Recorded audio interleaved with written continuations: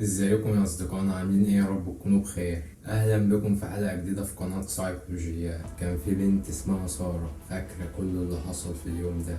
كانت ماشيه عادي جدا في الشارع وشافت راجل بيخطف بنت صغيره قدامها. صوت البنت ولبس الراجل حتى العربيه، كل حاجه محفوره في دماغ ساره.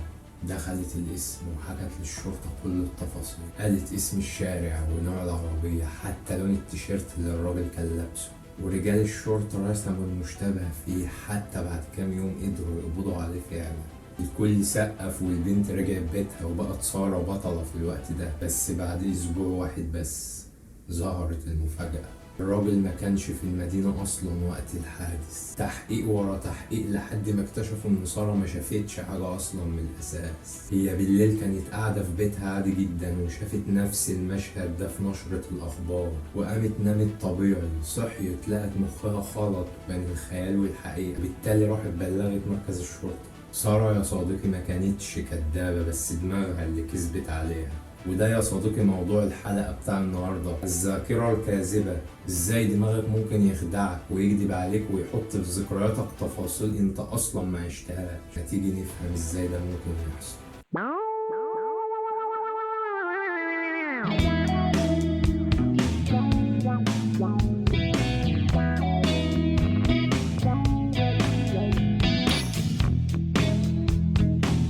بص يا صديقي، دماغك دي مش أشبه بهارد ديسك بيخزن كل حاجة، قد ما هي أشبه برسام بيحب يزوق ويعيد ترتيب الحكاية كل مرة أنت بتفكر فيها. يعني مثلا لما بتفتكر أول يوم جامعة أنت مش بتشوف فيديو حقيقي، دماغك بتبتدي تجمع شوية مشاهد صغيرة جدا زي ريحة الكلية أو شكل المدرجات أو أول وش أنت شفته أول ما دخلت، وتبدأ تركب الفيديوهات دي على بعضها ويجي الرسام يمنتجها هو ويضيف التفاصيل بتاعته. كل مرة بتفتكر حاجة الدماغ بيعمل إعادة بناء، مش بيعيد نفس الفيديو بنفس التكنيك بتاعه. وده معناه إن كل مرة تفتكر موقف بيغير تفاصيل صغيرة من غير أنت ما تحس. تفتكر إنك كنت لابس كحل بس الحقيقة أنت كنت لابس أسود، أو تفتكر إن صاحبك هو اللي بدأ الخناقة مع إنك أنت اللي بدأت. والمخ هنا مع كل رواية جديدة يقنعك إقناع تام إن هي الأصلية، لأن ده بيدور في عقلك اللاواعي، أنت أصلا ما بتحسش بكل ده. طيب يا صديقي، تعال ناخد الكلام ده ونفسره علميا. كل ذكرى من ذكرياتك بتتخزن في أماكن مختلفة تماما من المخ.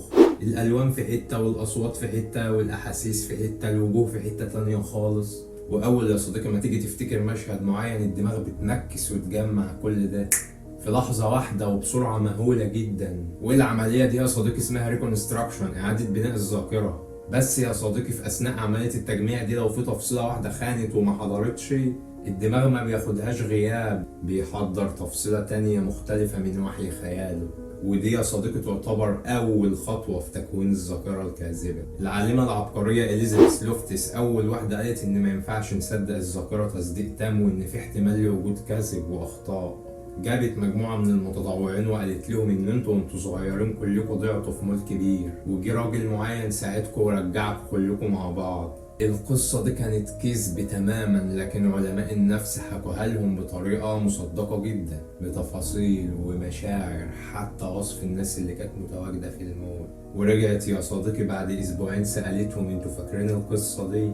المفاجأة ان حوالي 30% من الناس قالوا ايوه طبعا. مش بس كده، دول بدأوا يضيفوا تفاصيل جديدة من وحي خيالهم محدش قالها اصلا. اللي قال مثلا انا فاكر ريحة العطر اللي كانت في المول في الوقت ده، واللي قال انا فاكر صوت الراجل اللي نده عليا. يعني الذاكرة الكاذبة مش بس بتزرع ذكريات، دي بتكبر جواك كأنه نبات بتسقيه من مشاعرك.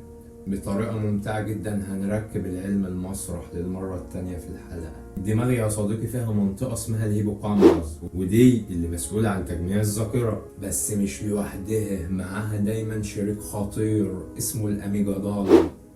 وده يا صديقي اللي مسؤول عن المشاعر وقتها، الخوف او الرعب او الفرحة. يعني يا صديقي انت لو تعرضت لموقف فيه خوف او قلق او توتر او اي انفعال زيادة عن اللزوم، الاميجدالا لازم يضيف النكهة بتاعته، نكهة احساس قوية تخلي الموقف يثبت في دماغك اكتر. بس اوقات كتير بتحرف المشهد ده وهي بتخزنه علشان يتماشى مع الحقيقة.